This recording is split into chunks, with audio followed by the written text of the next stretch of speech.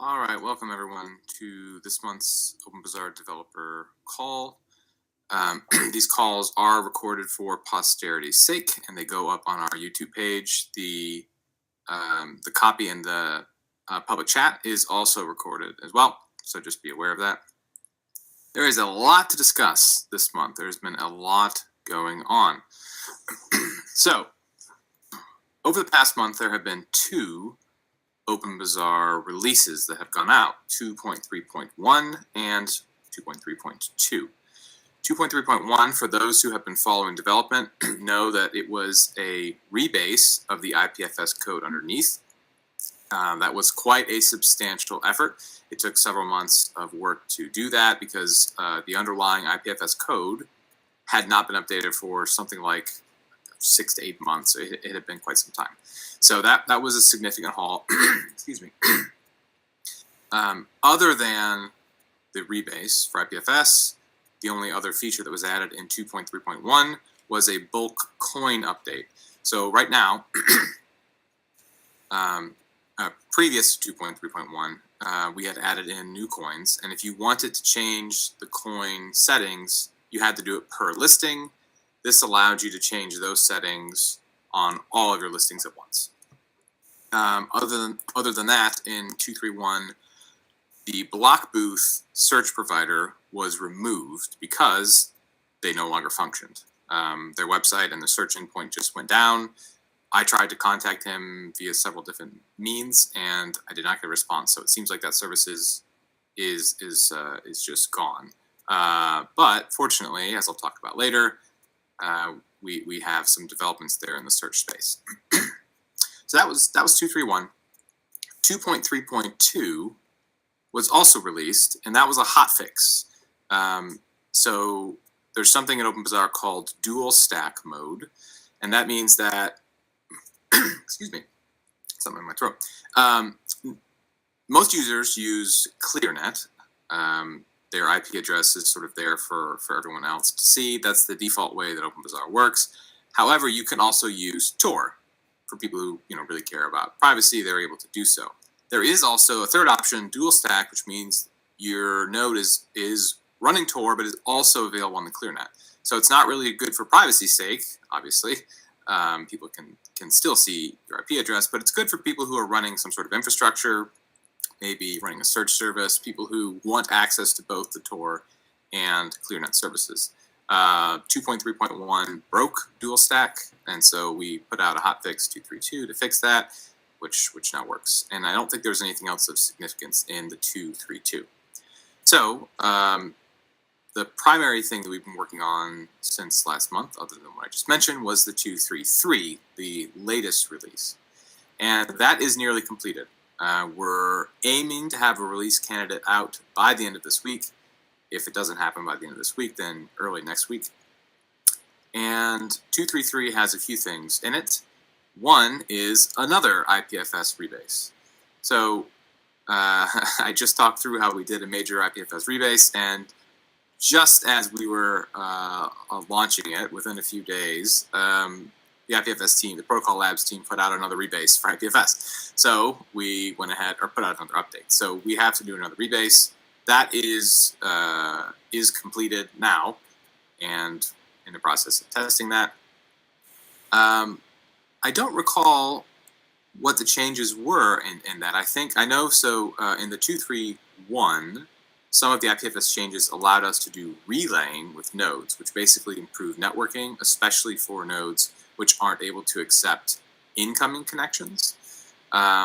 And I believe it's the case that the latest IPFS changes improve on that relaying and perhaps enable it by default. Mike, do you have any information on that? Mike may not be able to communicate earlier. He's in. We actually have it's auto relaying, but it's not just that. It has auto NAT service, which means on our centralized Bootstrap nodes, we can run this auto NAT service, and clients connect to it and see if they are behind a NAT. And if they're behind the NAT, then it will automatically relay them through relay servers. Before, you had to actually tell it to always relay explicitly. Gotcha. Okay, thank you, Brian. So this latest IPFS rebase improves networking further, as Brian just mentioned, which is great. A few other things in the 2.3.3 that's upcoming. One is that the Discover page has changed. For those of you who have used OpenBazaar for a long time, the main view, the Discover view, where you see listings, has more or less been unchanged since launch. When the crypto listings came out, that did change a little bit, but this is a pretty significant change to the look of it, and it's made to imitate the .com, OpenBazaar.com appearance, where you have sort of categorization. I tested it out; it looks quite nice. Josh has been working on that quite a bit. So when that comes out, everyone check that out. One of the biggest changes in the 2.3.3 that we're most excited about is the fact that we're changing the way listings load. So right now, if you click on a listing, you're going to be making an IPNS call, and those, are quite slow often. It can take a long time for listings to load. Not a great user experience. We are switching the default way that you are loading listings from. This is from the search interface to doing an IPFS call, which is way faster, usually substantially under a second. And there are pros and cons to doing that. You're putting more sort of trust in the search provider to have up-to-date listings. You could be getting stale data. That increases the chance of getting stale data. But the benefits in terms of speed are significant as well. And let's see. Lastly, we're changing the way routing works to sort of a tiered routing structure. Anyone else on the OB1 team want to explain that better than I could? What those changes will enable? The gist is internally inside of your OpenBazaar server, we have a IPFS routing abstraction that decides how to find the particular content that you're looking for. And what we're doing is exploring how to make the priority of certain backend routers higher over, say, a DHT crawl, for example. And the abstraction that IPFS uses to do that is what they call the tiered router. And all a tiered router is just a way to prioritize different routes that we would be implementing. So for the time being, we'll have our regular IPFS resolution as it happens today in the server, and we are implementing a cached router, if you will. It's essentially an auxiliary service that OB1 would operate and would be a fallback behind the regular IPFS lookup. So if for some reason the IPFS network were not able to provide the answer that you were looking for, it could go and ask the OB1 infrastructure for that answer. And typically it will be cached because of search engine ingestion and other aspects of the infrastructure which already interact with your nodes. Okay, thank you, Mike. That fits solidly underneath sort of general networking improvements that have been going, that we've been talking about on the server side as well. So hopefully in the near future, when using OpenBazaar, you'll be able to notice improvements in how quickly listing loads and how often they are accurate as well. One other thing I wanted to note, it's not actually going to be a part of 2.3.3. We don't know when it's going to be put out, but Brian had done some work trying to get the Tor binaries packaged sort of natively instead of people needing to make changes to their Tor configuration, which is currently how Windows users have to use Tor. It would just be built in and would require no effort on the user's end. When we when Brian dug into trying to get it to build correctly, there were a few issues here and there, and it was just a lot more effort than anticipated. So it will not be a part of 2.3.3, but we do want to continue looking at that in the future to make it easier for people to use Tor moving forward, and a good portion of that work has already been done. Okay, I do see some questions, and I'll get to those a little bit later. I wanted to ask the OB1 team, is there anything on the 233 side that I haven't covered yet? Anything we should touch on? All right, not hearing anything. So the next thing, couple of bug fixes go ahead, in the Chris. wallet.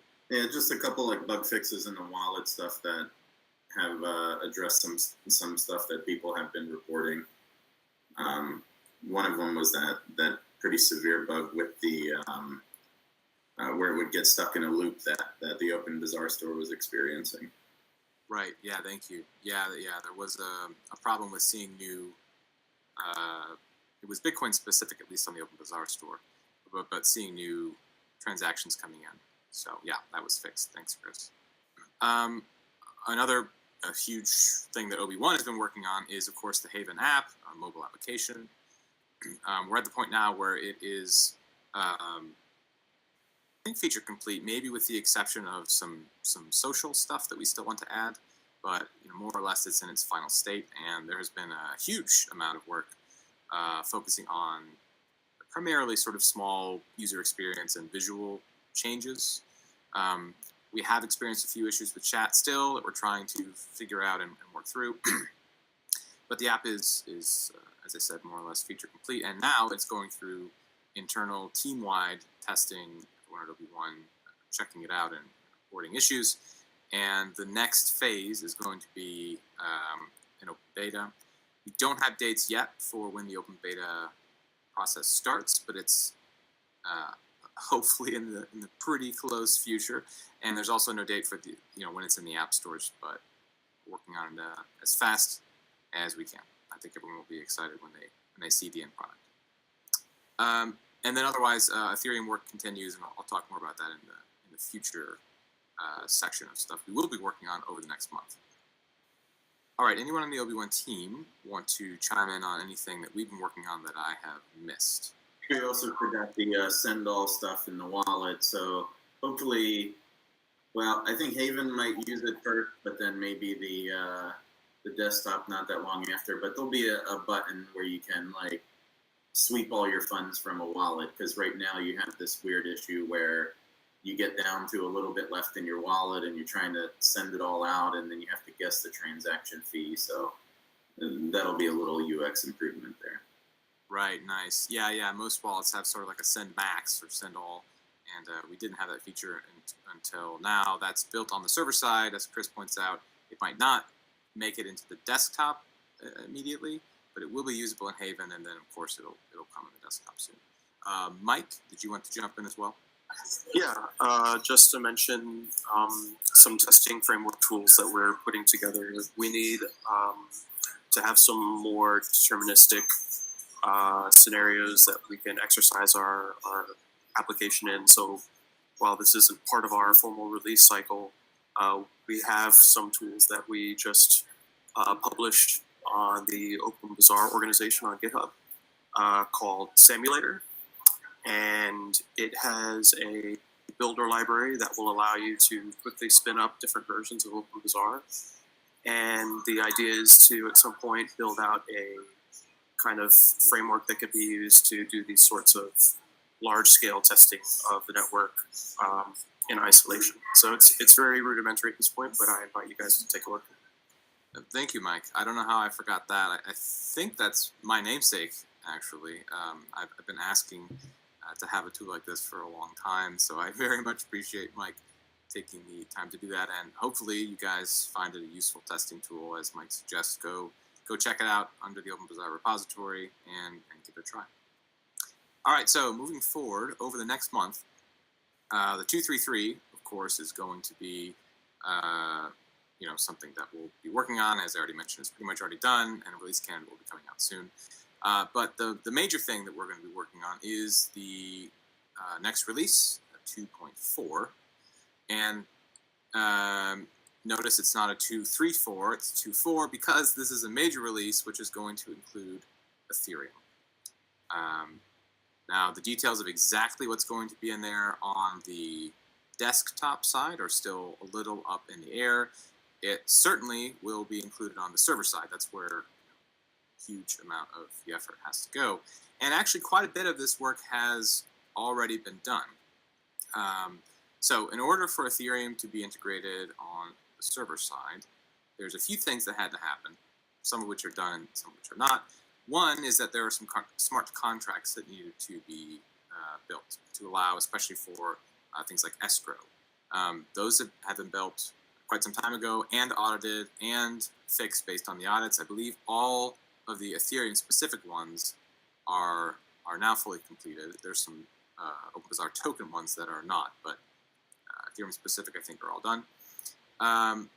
And they're also, because Ethereum has a lot more precision than Bitcoin-based coins do, and because OpenBazaar was built on Bitcoin-based coins, that was a problem. So there has been work done to get the precision on the OpenBazaar server side in line with what Ethereum needs.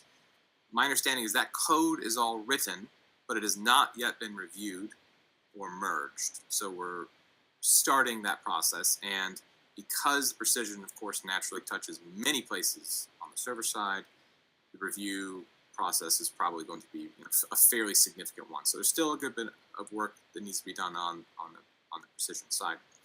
And as I said, I don't think we know yet if this is going to how much functionality on Ethereum will be included on the desktop side.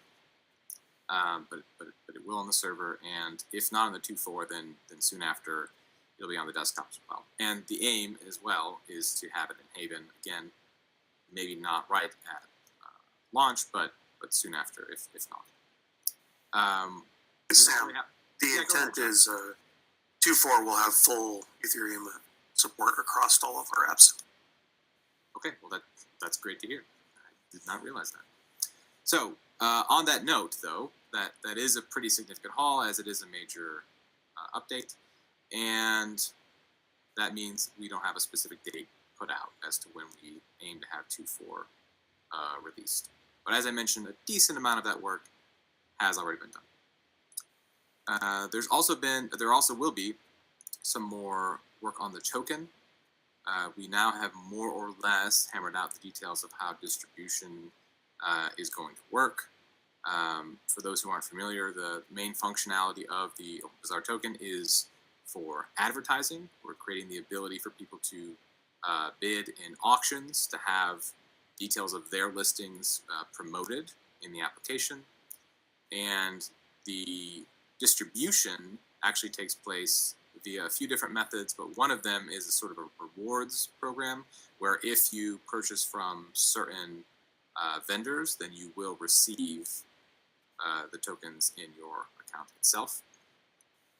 So that work will also begin, but that will not be in the 2.4. Well, that's my understanding. I believe that's a post 2.4 as well. There's a few really cool community things happening, but before I jump into that, is there anything else over the next month that Obi-Wan, I know the answer is yes, but anything else worthy of mentioning over the next month that Obi-Wan is working on? Okay, there's all kinds of stuff that we are working on, but these are the biggies, so those are the ones worth mentioning. I haven't been following the questions in chat here, so let me take a moment to address those before we get to some of the things happening in the community. Sam, I think the big one is from DiarioBitcoin.com. He's asking when DAI. I see. So I kind of just touched on that in saying when the Ethereum. Oh, sorry, I was distracted. When Ethereum integration is likely to happen on the sort of OpenBazaar token side. So initially, integration is going to be focused on people being able to use Ethereum for, actual trade in the app itself. That's what Ethereum support is initially, and then after that, token support. And my understanding is, right now, that supporting tokens is going to be on a case-by-case basis. So, in theory, supporting ERC20 generally is possible. But when it comes to being able to use them for trades specifically, that will require the work that it does now of integrating a token for payment. So I know specifically Washington is very interested in having DAI support, as it's a stable coin and TRC20 or Ethereum based. So that's definitely a goal in the future, but I don't think we have any sort of specific dates in mind. It's post 2.4, we know that much. Rod asked, is there's any news on the web buying and client side? Work continues. I think there's a lot of effort to get JS, IPFS kind of working, and I mean, everyone knows JS IPFS is early, but it is early. There's a lot of work that goes into getting things working correctly. I know that we're experimenting now with a database structure that will allow people to have their information taken, encrypted, and then held either locally or in the cloud by a service provider. Not or, both. Not or. Well, you're saying that you wouldn't be able to only hold it locally? Oh, no, it's always both. So what happens is your data is always local in your browser. Yeah. And it is also backed up on the cloud. And it's also held in any other browser that you use. Well, on any other computer. Yeah, I get that. I'm asking, though, if you didn't choose to have an off-site backup, you just chose to hold it locally. Is that an option? Oh, yeah. That'll be an option, but currently that would mean it lives only in that browser and it's not shareable across browsers. Yeah, okay. I got you. If you want the syncing, which is a big part of the benefit there, right? But then you have to have someone off-site doing that. But of course, the information is encrypted. Right. And an important note there is that anyone can run the syncing server. It's really simple. I'm running one on my computer right now. I took a couple of command lines to, get it up and going locally. So it's super easy. So if someone else wanted to run one for other people to sync to besides us, they could totally do that. As far as what the status of web is currently, you are able to create profiles and browse listings on IPFS. The major roadblock we're hitting right now is getting publishing out to the network working properly, which is mostly an IPFS JS issue. Yeah. Okay. Thank you, Josh. And that's a RxDB, right? Yeah, that's what we use. It's a wrapper around CouchDB that helps with some of the syncing. And like you said, it's all encrypted. So if someone wanted to set up a syncing service, they can do so, and there's very little data that's shared with them.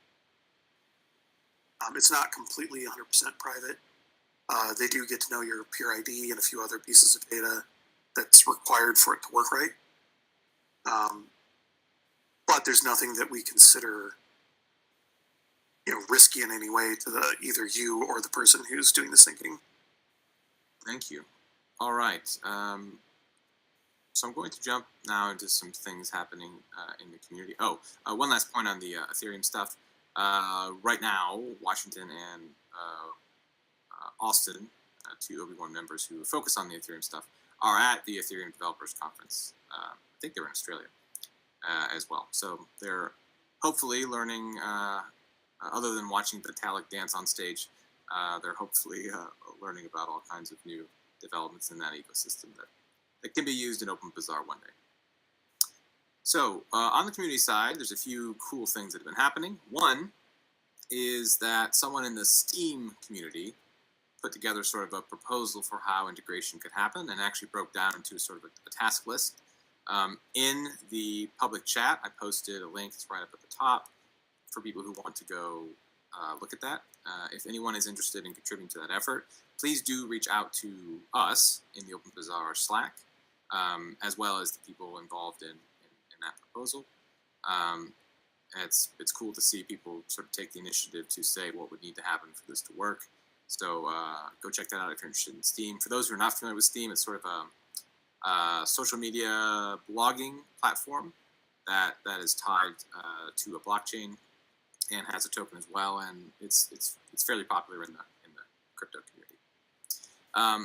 The second development is something really exciting. So from the guy who brought you Zocos, Rod, who I think is on this call, also published open source code for a search engine, Raw Flood. And Raw Flood actually was an existing search engine, which is no longer, the service itself isn't provided, but the code is open source and has been updated and maintained by Rod. Thank you for doing that. And is now available for anyone to run their own search engine. And this happened only, I don't know, a week ago or so, and we've seen one already. Search Bazaar, Bizarre, the link is also in the public chat at the top, launched this week, I think, and which is really great to see. Block booth, as I mentioned at the top of the call, went offline, and I mean, of course, OB1, you know, we provide a search service as well, and I think we do a great job. But it's great to have someone else out there in the community offering another endpoint other than just us. So please, anyone who's interested, go check out Raw Flood. Thank you, Rod, for doing that. Check out Search Bazaar if you're interested as well. Rod, did you have anything you wanted to add on either how things are going with Zocos or Raw Flood or anything? Yeah, so I'll just add for Raw Flood. Can you hear me, by the way? Yes. Okay. The point of that was I was just kind of releasing the project that I'd done forever ago. I kind of simplified the code base, and I had 3 or 4 people reach out, and they said they were going to build on top of it, and I was really excited and encouraging them, because right now it's a really simple search engine, but for me, it helped me get started with OpenBazaar because it is an easy project, and so I'm hoping to bring some other people into the community with that. And so far, I've had a few people who are really just starting on that to learn how the OpenBazaar network works and build on top of that. The search engine I'll be maintaining and trying to add little features and improving stability, but I'm hoping somebody takes it from there and starts working on their own projects. And then I'll move to Zocos. For now, we've just been improving stability, kind of fixing some bugs on that side. Earlier in the month, we released an AliExpress importer, which allows people to take listings if they sell on AliExpress and import that product onto our site. We're going to be adding Amazon, eBay, and Etsy within the next few weeks as well. So if people are selling from any other platform, they can easily just set up an OpenBazaar through us in just less than a minute. Other than that, we're still working on the escrow feature, making sure everything's locked down with that before we do a full release, because that's what we're really aiming for right now. And that's all the updates I have from my side. Great, thank you, Rod. Yeah, seeing the AliExpress import was really neat. That's one thing that we've been talking about for years now, is getting better import tools from other platforms.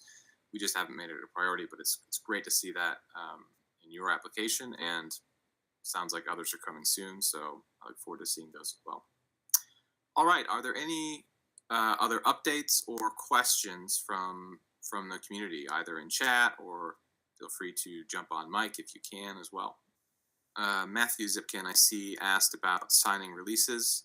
Looks like he may not be on the call right now. My understanding is those releases are signed. Brian, how does that work?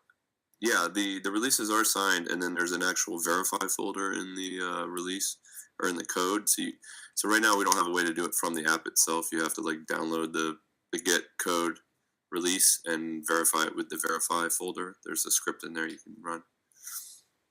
Okay, so maybe, I mean, I didn't even know that's the right method. So we're going to probably try to make it a little bit more obvious in the next few releases. So okay.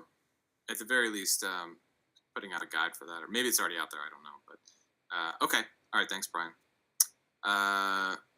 So Matthew's offline, but that answers that question. I see Matt asked the question how the AliExpress import thing can prevent spoofing. I don't know, Rod, if you have a suggestion if that's possible or if that's just the way an import tool naturally works. Can you expand on what you mean by spoofing in this instance? I'm not exactly sure what he means. My guess is importing listings that you don't own. Right. So that is exactly what we're going for. That people are their own user. if we get any reports that people are, spoofing other people's listings, then we will remove that specific listing because we are a managed host at the end of the day. We can't allow people to do that.